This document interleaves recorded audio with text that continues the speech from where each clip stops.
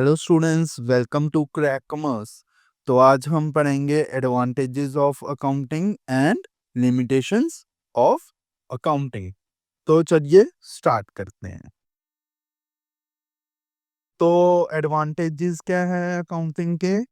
पहला एडवांटेज है financial information about business. Means ये हमें बताता है financial information of the business. ये देखो, जैसे financial information during the accounting period like profit earned और लॉस इनकर्ड।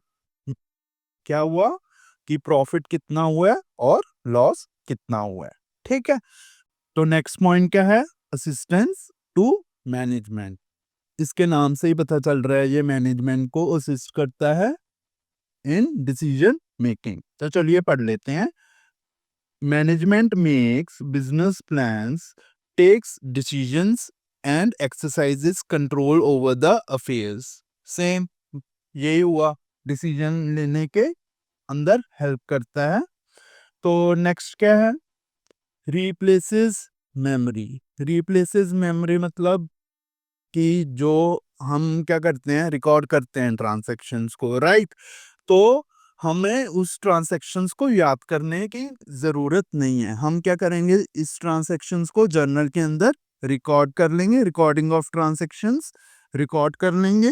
और उसके बाद क्या करेंगे, हमको उनको रिमेंबर करने की जरूरत नहीं है। जैसे कि हमने सेल की है 5000 की और परचेज की है 10,000 की, रेंट पे किया हमने 10,000 का। तो इसको हमें रिमाइंड करने की जरूरत नहीं है, क्योंकि हम आगे जाके ये सब भूल जाएंगे। तो इसका मतलब है recording of the transactions in a systematic way, the necessary remember the transactions. इससे क्या होगा, ट्रांजैक्शन रिमेंबर कर लेंगे। ठीक है। और नेक्स्ट पॉइंट क्या है? Facilitates comparative study. कंपैरेटिव, कंपैरेट का आपको नाम से ही पता चल रहा होगा, कंपैरिजन, राइट? मतलब कंपेयर कर सकते हैं हम अपने फाइनेंशियल स्टेटमेंट्स को दूसरे बिजनेस या विद द अदर पीरियड।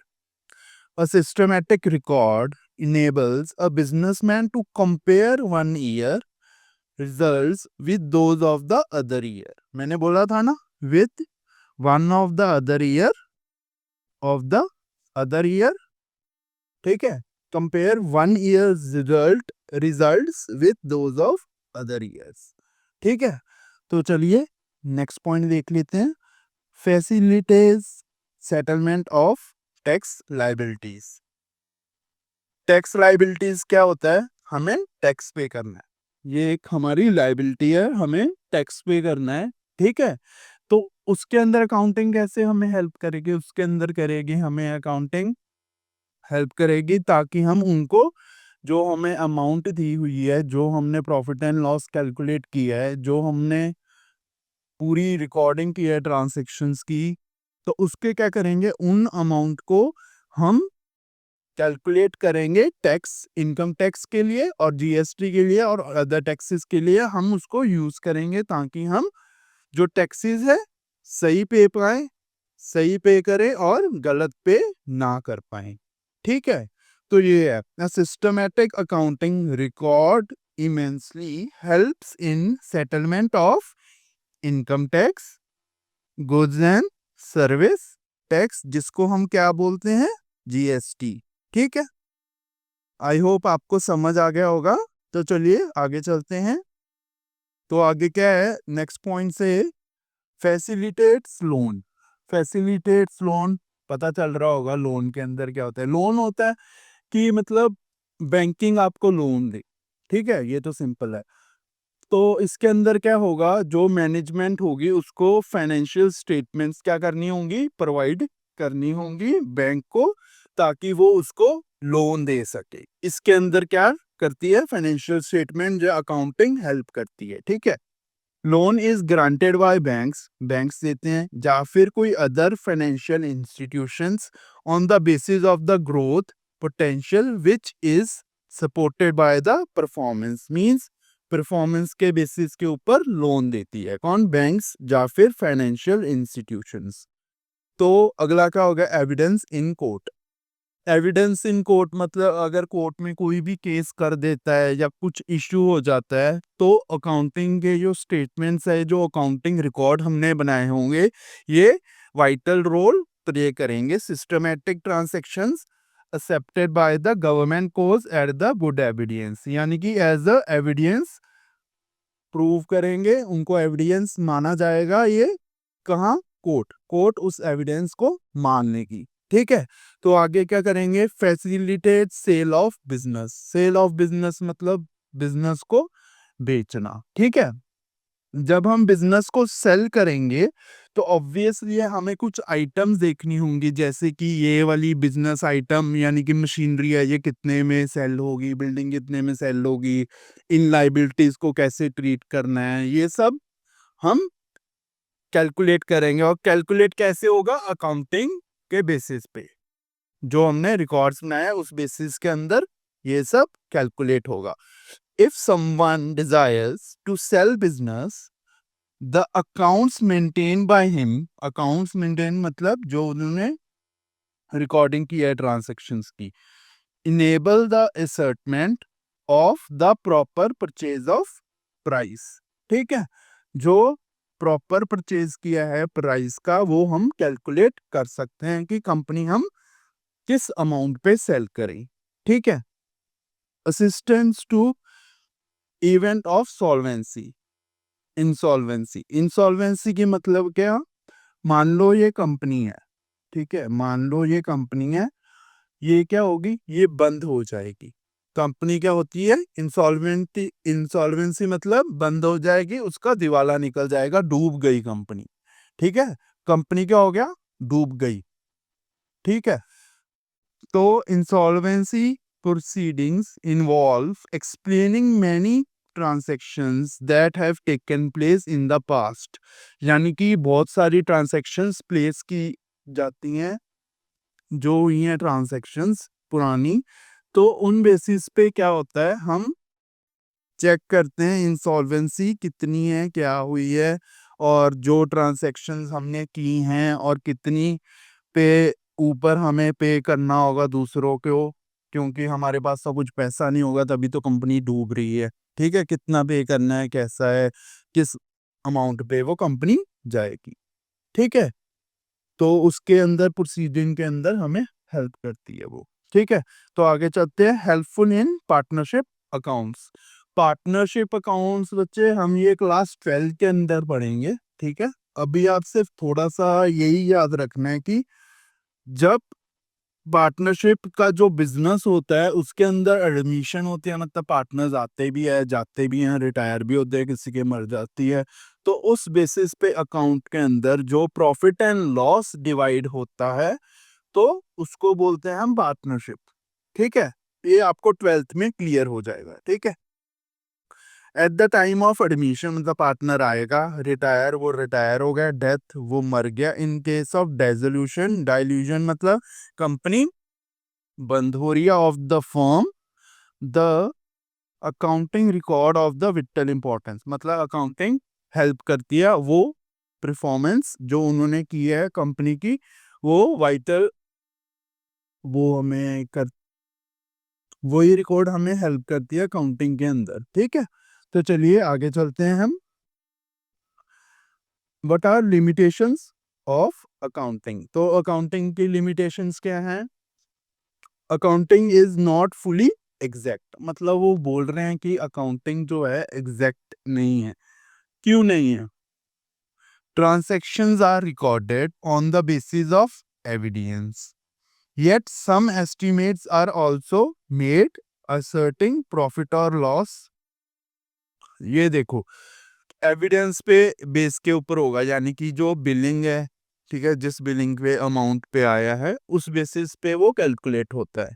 चलो ठीक है, जो भी हम जर्नल ट्रांजैक्शंस करने, यहाँ पे कुछ एस्टिमेट्स भी किए जाते हैं। फॉर एग्जांपल एक मशीनरी हमने लिया, उसके ऊपर डेप्रिसिएशन लगाया जाएगा, यानी कि हम मान लेंगे ये मशीनरी आफ्टर 5 इयर्स इसकी हम देखो, आफ्टर 5 इयर्स इसकी अमाउंट होगी 1 लाख रुपया। हमने कितने में परचेज की? 5 लाख के अंदर परचेज की, 5 साल के बाद इसकी अमाउंट होगी 1 लाख रुपया। तो हमने ये सिर्फ माना है, सिर्फ हमने ये माना, एक्चुअल में हमारे पास इसका कोई एविडेंस नहीं है। ठीक है। अनरियलिस्टिक इंफॉर्मेशन, अनरियलिस्टिक इंफॉर्मेशन क्या होता है? जो accounting information may not be realistic since accounting statements are prepared following the accounting concepts and conventions। ठीक है।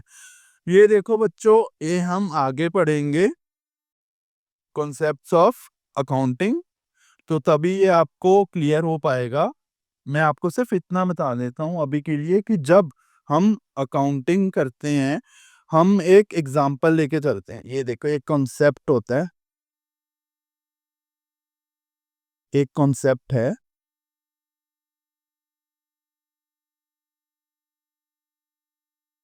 Going concern. गोइंग कंसर्न एक कॉन्सेप्ट है जिसका मतलब है कि कंपनी चलती ही रहेगी, कंपनी चलती रहेगी। ठीक है। तो अब ये सोचो कि हमने माना ये कंपनी 2021 के अंदर शुरू हुई है। ठीक है। हम ये मान रहे हैं कि ये कंपनी लाइफ टाइम चलेगी। गोइंग कंसर्न का मतलब क्या होता है? ये कंपनी लाइफ टाइम चलेगी। ठीक है। तो यार खुद थोड़ा दिमाग लगा के देखो कि यार कंपनी 2021 के अंदर शुरू हुई है, कल को अगर कुछ रीजन हो गया, कोई प्रॉब्लम होगी, तो कुछ साल बाद कंपनी बंद हो गई, तो यार तो फिर ये अकाउंटिंग का क्या फायदा? ये नेगेटिव रोल प्ले करती है। ठीक है। तो accounting ignores the qualitative elements. Qualitative elements का मतलब क्या हुआ? क्वालिटी। ये नाम बता रहा है क्वालिटी।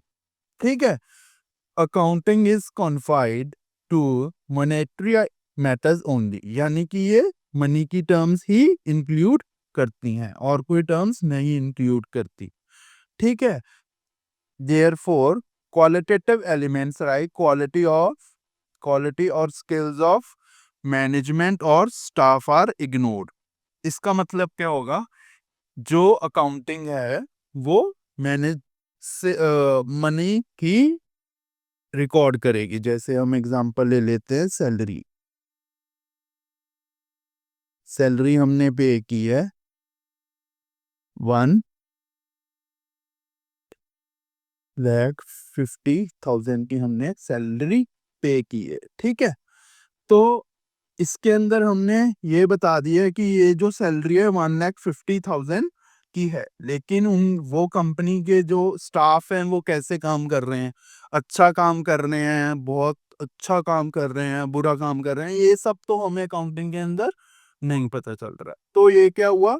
ये सिर्फ मनी के साथ रिलेटेड है और ये क्वालिटी को क्या करती है? क्वालिटी को देखती नहीं है, कंसीडर नहीं करती। तो चलिए आगे बढ़ते हैं।